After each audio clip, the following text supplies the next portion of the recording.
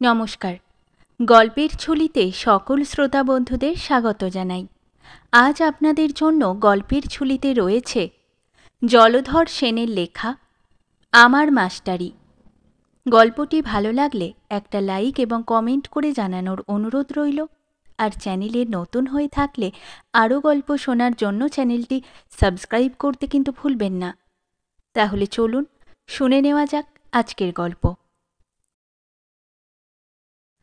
পরপর ৩ বার প্রবেশিকা পরীক্ষা দিয়াও যখন অকৃতকার্য হইলাম, তখন বুঝিলাম আমাকে ফেল করাবার জন্য বিশ্ববিদ্যালয়ের পরীক্ষকগণ জোটবন্দী হইয়াছে।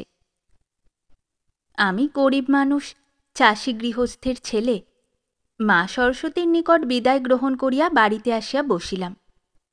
বৃদ্ধ পিতা বড়ই ক্ষুণ্ণ হইলেন। বরদাদা ক্যাম্বেল স্কুলে পাশ করিয়া ডাক্তারবাবু হইয়াছেন। বাড়িতে ডিসপেন্সারি, পয়সারও মন্দ হয় নাই। মাসে যেমন করিয়াই হোক ৩০-৪০ টাকা নগদ এবং মাছটা তরকারিটা কখনো বা ১-৮ মণ গুড় পাইয়া থাকেন। দাদার উপার্জনে এবং যে কয়েক বিঘা জমি আছে তাহার উপসত্ত্বে সংসার একরকম চলিয়া যায়। চাষের কার্য বৃদ্ধ পিতাকেই দেখিতে হয়। দাদা ডাক্তারবাবু, তিনি কি আর মাঠে মাঠে ঘুরিতে পারেন? আর তাহা করিলে কি তাহার পদপ্রসারী থাকে? বৌদিদি ডাক্তারবাবুর স্ত্রী, পত্নী, প্রিয়তমা মহিষী। তিনি গৃহস্থালীর কর্ম করিলে তাহার স্বামীর মর্যাদা নষ্ট হয়। সুতরাং গৃহস্থালীর ভার মাতা ঠাকুরানীকে গ্রহণ করিতে হইয়াছে। এমন অবস্থায় পরীক্ষায় ফেল করিয়া আমি যখন বাড়িতে আসিয়া বসিলাম, তখন একমাত্র কনিষ্ঠ ভ্রাতা হইলেও দাদার স্নেহ আমার প্রতি ধাবিত হইল না। নিঃসন্তান বৌদিদিও আমাকে প্রীতি ভরে অভ্যর্থনা করিলেন না। আমি বাড়ির ছেলে হইলেও যেন অনাবশ্যক গলগ্রহ অথবা নিঃসহায়া বিধবা ভগিনীর ন্যায় গৃহে স্থানপ্রাপ্ত হইলাম। কি করিব, উপায় নাই। বৃদ্ধ পিতা উপযুক্ত জ্যেষ্ঠ পুত্রের বা পুত্রবধূর আচরণের প্রতিবাদ করিতে সাহসী হইতেন না। মাতা ঠাকুরানী তো মাতৃত্ব হইতে একেবারে দাসিত্বে নামিয়া পড়িয়াছিলেন। এই সুখের সংসারে আমি আসিয়া উপস্থিত হইলাম। মায়ের স্নেহে ২ বেলা ২ মুঠো অন্ন পাইতাম, কিন্তু ভদ্রলোকের ছেলে কাপড় জামা জুতার তো প্রয়োজন হয়। তখন নিজে উমেদারি করিয়া পিতার দ্বারা অনুরোধ করাইয়া ১ মাসের স্থলে ৩ মাসে বৌদিদির দরবার হইতে মঞ্জুর করাইয়া লইয়া তবে কাপড় জামা কিনিতে পাইতাম। এই প্রকার কষ্টেই আমি কিছুদিন পশুজীবন যাপন করিয়াছিলাম। আমার এক ভগিনী আছে, তিনি আমার জ্যেষ্ঠা, দাদার কনিষ্ঠা। তাহাদের অবস্থা ভালো। আমার ভগিনীপতি শিক্ষা বিভাগে চাকুরি করেন। তিনি স্কুলের ডেপুটি ইন্সপেক্টর।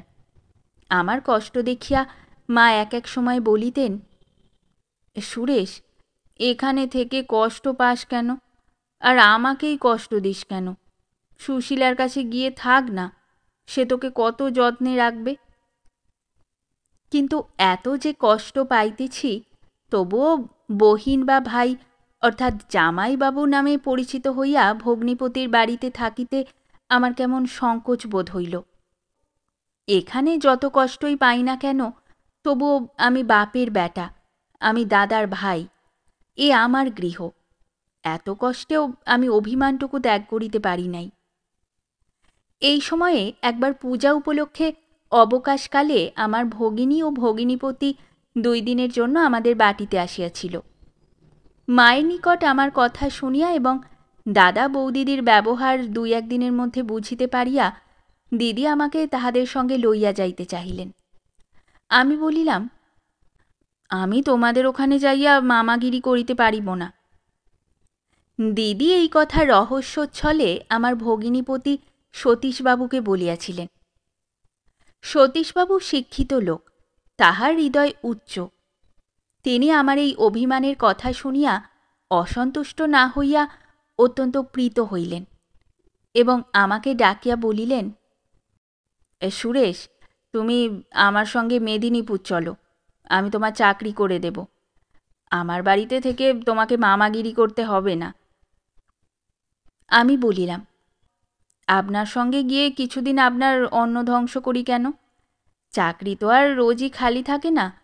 আপনি গিয়ে একটা চাকরি ঠিক করে চিঠি লিখলেই আমি যাব। সতীশবাবু হাসিয়া বলিলেন, বুঝেছি, 2-4 দিনের জন্যও তুমি মামাগিরি করতে রাজি নও। তুমি সত্য সত্যই দত্ত। দত্ত কারু ভৃত্য নয়, সঙ্গে এসেছে। এ কথাটা তুমিই ফলিয়ে দিলে ভাই। বেশ, তাই হবে। আমি একটা মাস্টারি ঠিক করে একেবারে তোমার কাছে চিঠি পাঠিয়ে দেব। তবে কার্যস্থলে যাবার সময় আমার গরিবখানায় পায়ের ধুলো দিয়ে যেও। তাতে তোমার মর্যাদা লাঘব হবে না। তুমি পচা মৌলিক দত্ত, আর আমি কুলীন কায়স্থ শ্রী সতীশচন্দ্র মিত্র। পূজার পরে কার্তিক মাসের মাঝামাঝি সতীশবাবুর এক পত্র পাইলাম। তিনি আমাকে একটি মাইনর স্কুলের 2য় শিক্ষকের পদে নিযুক্ত করিয়া নিয়োগপত্র প্রেরণ করিয়াছেন। সে গ্রামের নাম গোপন করিয়া আমি তাহাকে অনন্তপুর নামে অভিহিত করিব। কার্যস্থলে যাইবার খরচের জন্য দাদাকে আর বিরক্ত করিলাম না। মা কোনো এক প্রতিবেশীর নিকট হইতে 12টি টাকা ধার করিয়া আনিয়া দিলেন। আমি পথে কলিকাতা হইতে ওই টাকার কিছু ব্যয় করিয়া নিতান্ত আবশ্যক কাপড় জামা ক্রয় করিয়া মেদিনীপুরে সতীশবাবুর বাসায় উপস্থিত হইলাম। আমার নিয়োগপত্রে লেখা ছিল আমি মাসিক 16 টাকা বেতন পাইব। একজন এন্ট্রান্স ফেল শিক্ষকের পক্ষে 16 টাকা বেতনই আমি যথেষ্ট মনে করিয়াছিলাম। মেদিনীপুরে উপস্থিত হইলে সতীশবাবু বলিলেন যে স্কুলের সেক্রেটারি মহাশয় তাহাকে লিখিয়াছেন যে আমি যদি সেক্রেটারি মহাশয়ের একমাত্র বালক ভাগিনেয়কে বাড়িতে পড়াইবার ভার গ্রহণ করি, তাহা হইলে আমার আহার বা বাসস্থানের কোনো ব্যয় লাগিবে না। আমি দেখিলাম মন্দ কি, আমার বেতনের 16টি টাকাই বাঁচিয়া যাইবে।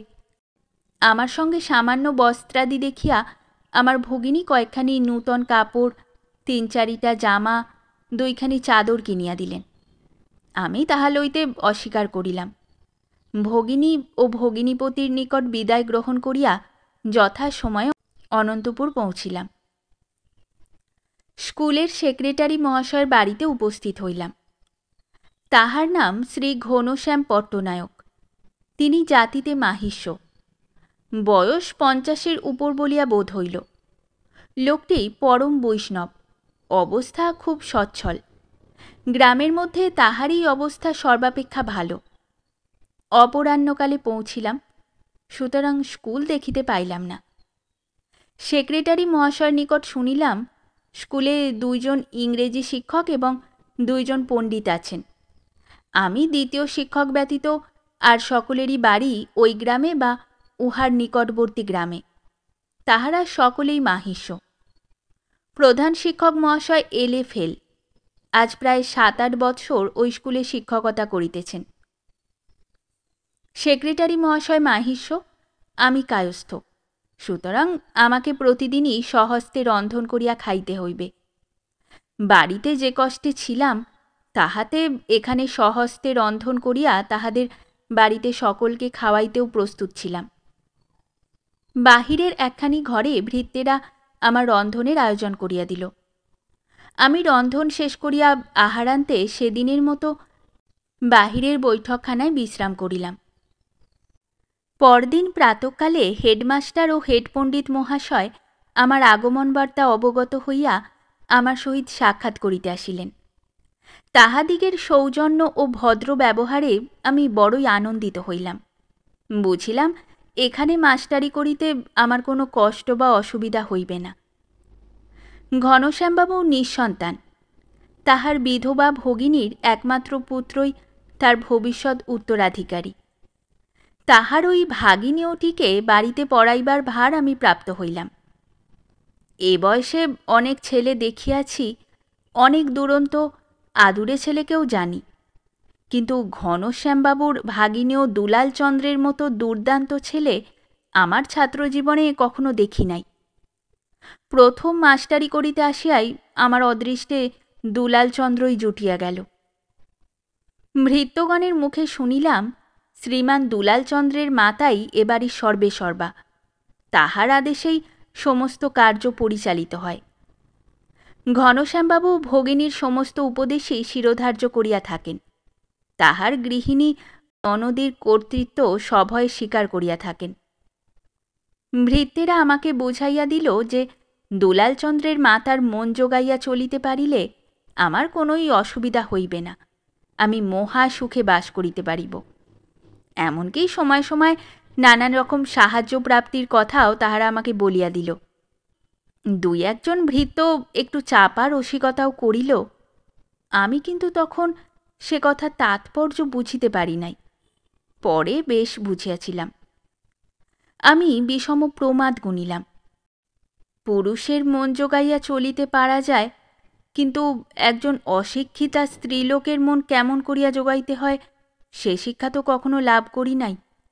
যদি সে শিক্ষাই পাইতাম তাহা হইলে এই দূরদেশে 16 টাকা বেতনের মাস্টারি করিবার জন্য আসিতে হইত না।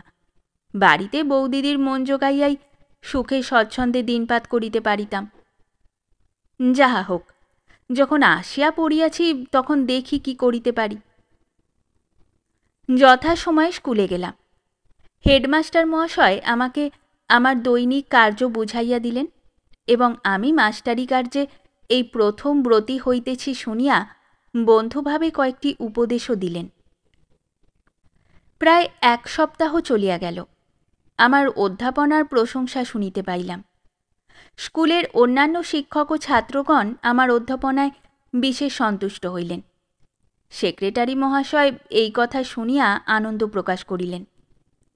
স্কুলে সুনাম হইলে কি হয়, আমি বাড়িতে মহা বিপদে পড়িলাম। শ্রীমান দুলালচন্দ্র কিছুতেই পড়িতে চাহে না। 13 বৎসরের ছেলে মাইনর স্কুলে 5ম শ্রেণীতে পড়ে। পড়াও যা সম্পূর্ণ অমনোযোগী।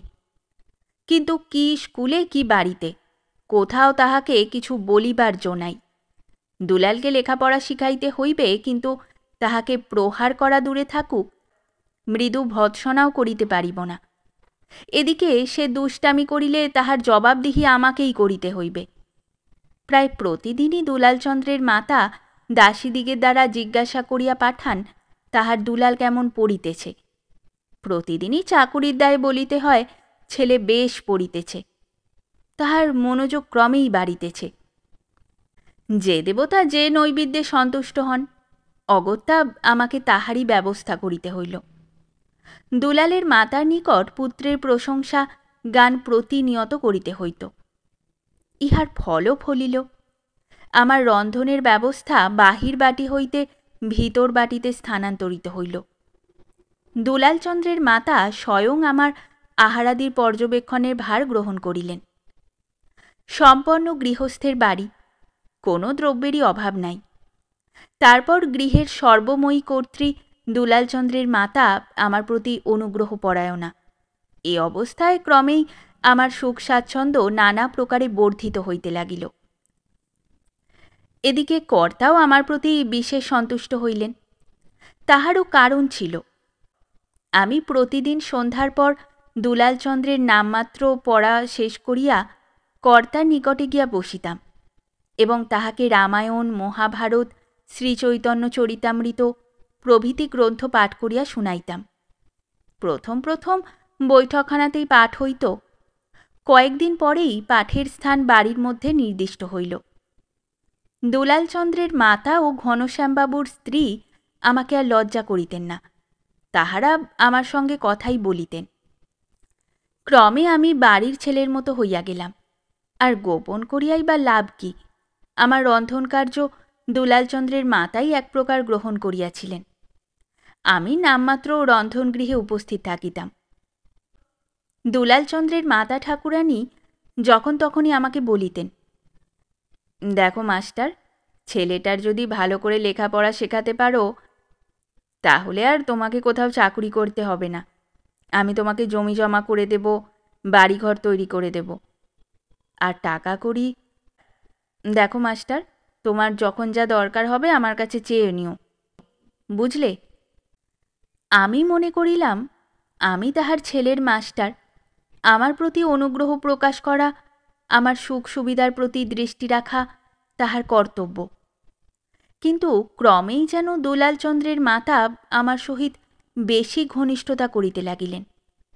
সে সকল ব্যাপারে বিশেষ বর্ণনা করিয়া কাজ নাই।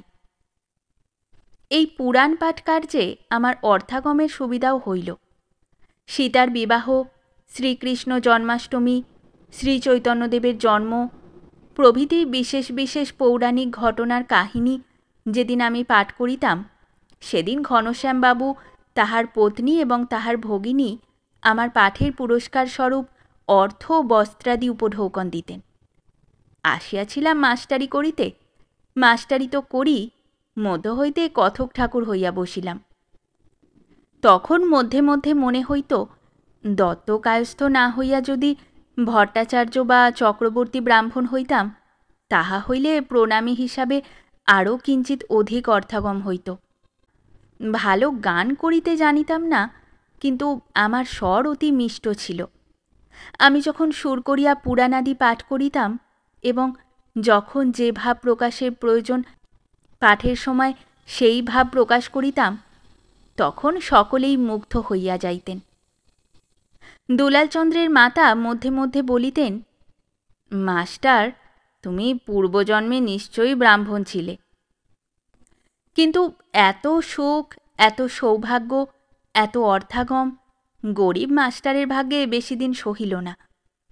আমার নবীন যৌবন, আমার সুকান্তি, আমার সুন্দর কণ্ঠস্বর আর আমার পুরাণ পাঠ আমার কাল হইল। কথাটা খুলিয়া বলিব না। যাহার অন্ন খাইয়াছি, যাহার নিকট আমার অনুগ্রহ লাভ করিয়াছি, তাহার পরিবারের কলঙ্ক ঘোষণা করিব না। যে কারণেই হোক, দুলালচন্দ্রের মাতা অল্পদিন পরেই আমার উপর বিরূপ হইলেন। তিনি প্রচার করিয়া দিলেন, আমি অত্যন্ত অসৎ চরিত্র, আমাকে গৃহে স্থান দেওয়া কর্তব্য নহে। আমার অসৎ চরিত্রের প্রমাণস্বরূপ তিনি ঘনশ্যামবাবুকে বুঝাইয়া দিলেন যে তাহাদিগের গৃহের একটি যুবতী পরিচারিকার সহিত আমার অবৈধ সম্বন্ধ ঘটিয়াছে। ইহার ফলে সেই নিরাপরাধা পরিচারিকা তাড়িত হইল, আমার মাস্টারি শেষ হইল। একদিন প্রাতঃকালে আমার রং করা টিনের বাক্স ও ছোট বিছানা লইয়া একখানি গোজানে আরোহণপূর্বক অনন্তপুর ত্যাগ করিলাম। মেদিনীপুরে সতীশবাবুর নিকট যাইতে লজ্জা বোধ হইল। কি জানি, ঘনশ্যামবাবু যদি আমার বিরুদ্ধে কোনো কথা তাহাকে লিখিয়া থাকেন। বাড়িতেও গেলাম না, সেখানে যাইয়া কি করিব। হাতেই কিছু টাকা ছিল, তাহাই সম্বল করিয়া কলিকাতায় আসিলাম। সাধ্যের মধ্যে শ্যামবাজারের পোলের নিকট একটি কাঠের গোলা খুলিলাম। আপনাদের আশীর্বাদে এই 3 বৎসর ব্যবসায়ে আমি 2500 টাকা লাভ করিয়াছি। কিন্তু এখনও থাকিয়া থাকিয়া আমার মাস্টারির কথা মনে পড়ে।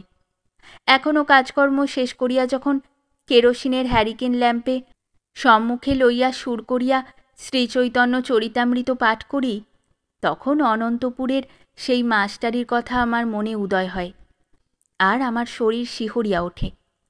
তখন ভগবানকে প্রণাম করি। তিনি বড় কঠিন সময়ে আমার মতো নবীন যুবককে ভয়ানক পাপ প্রলোভনের হাত হইতে পরিত্রাণ করিয়াছিলেন। নতুবা এতদিনে কি দুর্গতি হইত কে বলিতে পারে। শেষ হলো আমাদের আজকের গল্প। গল্প পাঠে এবং বিভিন্ন চরিত্রে আমি তৃষিতা। গল্পটি ভালো লাগলে লাইক এবং শেয়ার করে দেবেন, আর চ্যানেলে নতুন হয়ে থাকলে আরও গল্প শোনার জন্য চ্যানেলটি সাবস্ক্রাইব করতে কিন্তু ভুলবেন না। খুব তাড়াতাড়ি নতুন একটি গল্প নিয়ে ফিরে আসব। সকলে ভালো থাকুন, শুনতে থাকুন গল্পের ঝুলি।